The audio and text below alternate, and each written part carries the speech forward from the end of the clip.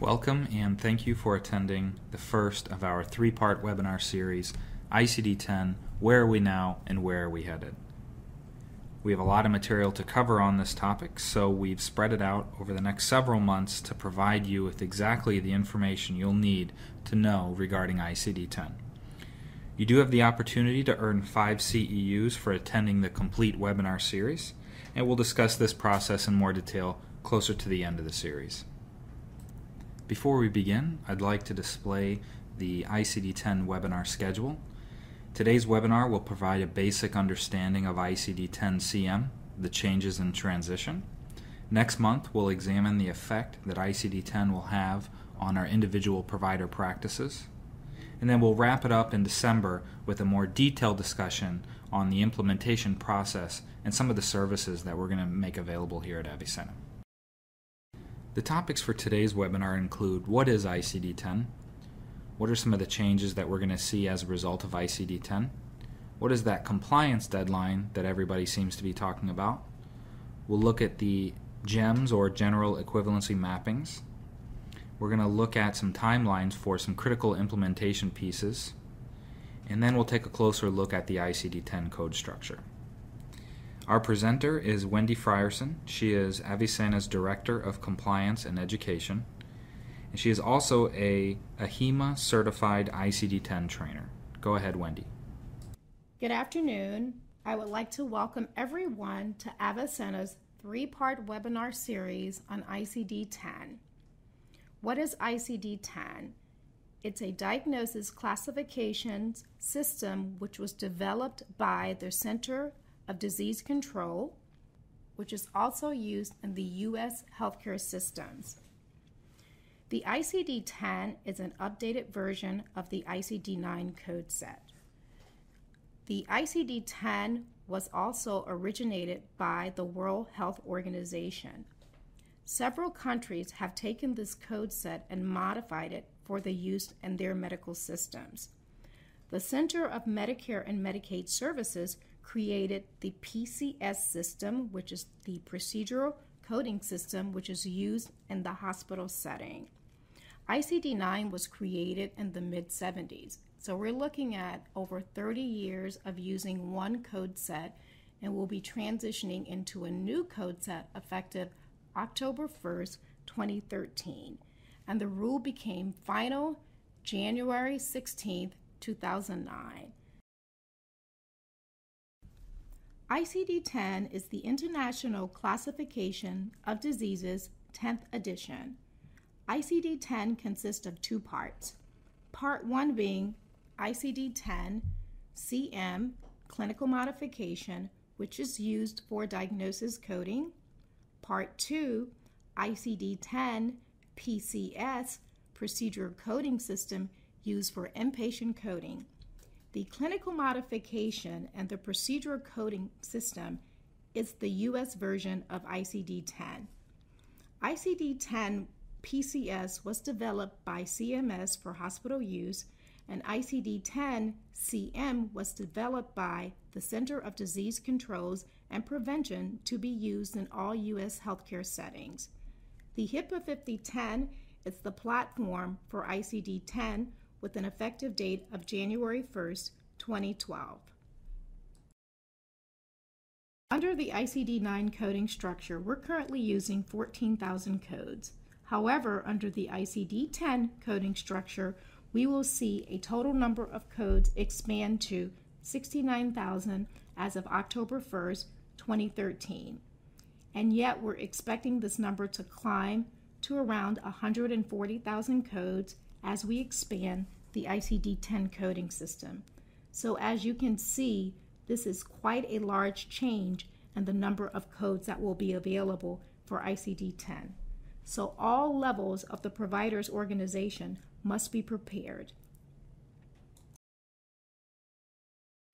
Under the ICD-9 CM coding system, every provider in a healthcare setting will be required to use the ICD-10 CM code sets in order to report a diagnosis. Under the ICD-10 PCS, all providers or facilities will be required to use the PCS system to report any procedures.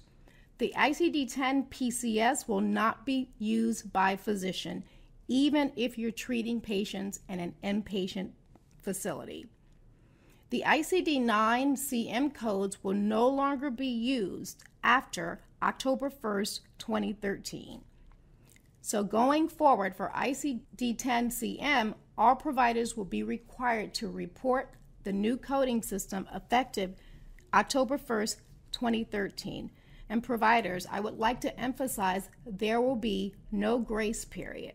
So if you have a patient that's in the hospital between those two date spans, let's say hypothetically your patient is admitted on September 28th, 2013, and your patient is discharged on October 2nd, 2013, you will be required to submit two different claims using two different code sets. You will be using ICD-9 for anything prior to October 1st, and you will then start to use the ICD-10 CM code sets for October 1st going forward.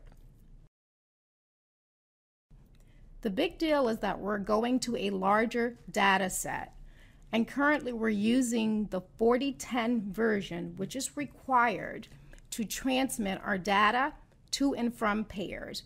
We will be converting to the 5010 version, which will be effective January 1st, 2012.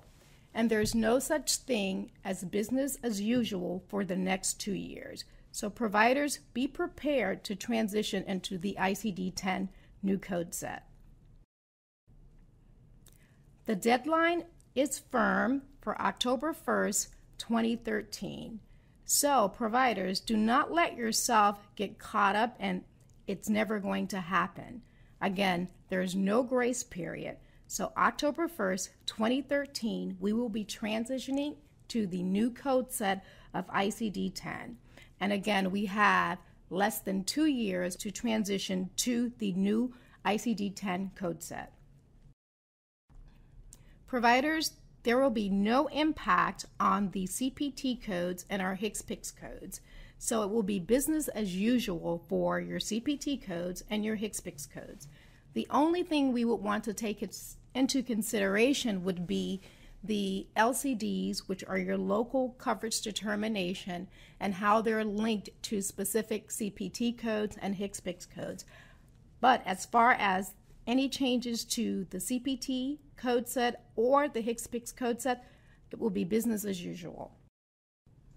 The general equivalent mapping system will be used to assist providers and other healthcare professionals in converting ICD-9 codes to ICD-10 and also crosswalking ICD-10 codes to ICD-9s.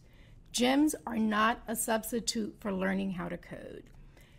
It may be used for some small conversions. However, it is recommended that each provider purchase an ICD-10 coding book to assist with coding the new code set. One of the major issues we see with ICD-9 converting to ICD-10, there's no one-to-one crosswalk. Providers would need to be more specific in their documentation in order to select the appropriate ICD-10. For example, today under the ICD-9 coding system, we currently have 75 codes for coding diabetes. However, under the ICD-10 coding system, we're looking at over 270 codes and growing. For example, diabetes neuropathy. Under the current coding system, we would be coding the diagnosis for the diabetes as well as the manifestation for the neuropathy. However, under the ICD-10 code, that would crosswalk into one code. So, again, there's no clear one-to-one mapping from ICD-9 to the ICD-10 coding system. Listed in this slide are the suggested timelines and different phases of the ICD-10 implementation process. The information in this slide is not set in stone. However, it may be used as a guide to assist in the ICD-10 implementation process. Again, these are based on the industry standards, and we have a timeline from 2009 until post-go live 2014.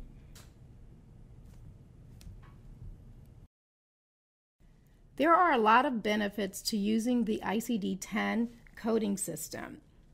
Listed in this slide are just a few of the benefits under the ICD-10 coding system. Because of the emerging technology, the U.S. is required to adapt a more specific coding system. The new ICD-10 code set will assist with monitoring resource utilization, reporting diagnosis statistics, preventing and detecting healthcare fraud, making sure your payments are appropriate. So, in order to make the best use of these purposes, we really need to move forward and update our coding system to a more modernized coding system. In this slide, we will go through the ICD-10 CM coding structure. Currently, under the ICD-9 coding structure, we're using 3 to 5 characters. We're only using 2 alpha characters, which will be the E or the V, and the decimal placement would always be after the 3rd character. The ICD-10 coding structure will have 3 to 7 characters. The coding structure will start with an alpha character. We will be using the decimal point after the 3rd character, and there will be an X, which is now the dummy placeholder, which will assist in expanding the ICD-10 code set. The alpha characters are not case sensitive. So remember, we're going to a different coding structure. So it's time to prepare with the implementation and the transition to ICD-10. This slide illustrates the coding structure for the ICD-10. The first 3 characters will identify the category, for example, respiratory or cardiovascular. The second set of characters will identify the anatomical site or the severity. And the 7th extension will identify if the encounter is an initial encounter, a subsequent, or sequela, which will be discussed later in the presentation. This slide provides an example of our current structure under the ICD-9 coding system. And in this slide, we see codes that have 3 characters, 4 characters, as well as 5, and also a code starting with an alpha character. So today, this is our coding structure. This slide illustrates the code sets under the ICD-10 coding system. As you can see, our codes range from 3 to 7 characters. The decimal point is always after the 3rd character. And as you can see here in this slide, we are using that 7th character that was mentioned in a previous slide. You'll be using the 7th character more in your musculoskeletal systems, your OBGYN, your injuries, and external causes. So providers, the 7th character will be required under certain categories when using the ICD-10 code set. Under the ICD-9 and ICD-10 coding systems, there are a few similarities. Currently today, we're using 17 chapters and we're moving to 21 chapters under the ICD-10. Listed in this slide are just a few examples of the similarities between the ICD-10 coding system and the ICD-9 coding system. Under the new coding structure for ICD-10, we will be able to identify lateralities. In this slide, it provides a few examples of the laterality under the ICD-10 coding structure. For example, under the first bullet, which will be the C50.511, the 1 represents the right side. Under the second bullet, the 2 represent the left side, and under the third bullet, the 9 represent unspecified. So under the new coding system, there are some codes that will include laterality. So there'll be no need to use the 50 modifier or right and left under some codes under the new coding system. In this slide, we will discuss the 7th character under the new ICD-10 coding system. As I mentioned earlier, the 7th character is a new feature under the ICD-10 coding system. For example, if a patient comes into your office and this will be the initial treatment for that condition, then you would report A to identify the initial encounter. If the patient is being treated for a chronic condition, you would use S for sequela. There's no more coding from the history. So, an example, if a patient comes into your office, and this will be the second visit for diabetes, you will be required to report the D in order to identify that this is a subsequent visit. This will be very critical under the new coding system. So it's very important that you familiarize yourself with the 7th character under the ICD-10 coding system.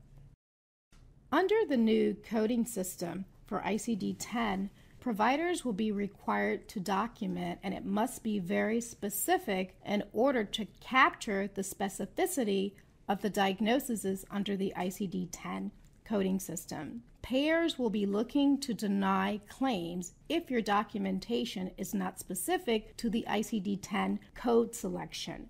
Providers, you may want to review your documentation under the current ICD-9 coding system to see if you're able to code under the new ICD-10 coding structure because of the specificity. Again, being specific will be very important under the ICD-10 coding system. And our final slide illustrates the full impact of ICD-10. It will impact our consumers, our payers, our medical management companies, our providers, our support and business operation, as well as compliance. So providers, it's time to get on board because change is occurring with the ICD-10 implementation process. Thank you, Wendy.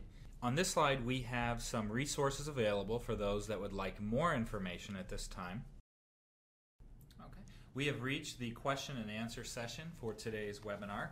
I'm going to read off a couple of questions and ask Wendy to answer them for us today. The first question is, what is Avisena doing to help providers with the transition to ICD-10? Avisena will be providing additional webinars on ICD-10. Also, Avisena Institute will be offering ICD-10 coding courses for anyone that's interested in becoming more familiar with the ICD-10 coding set.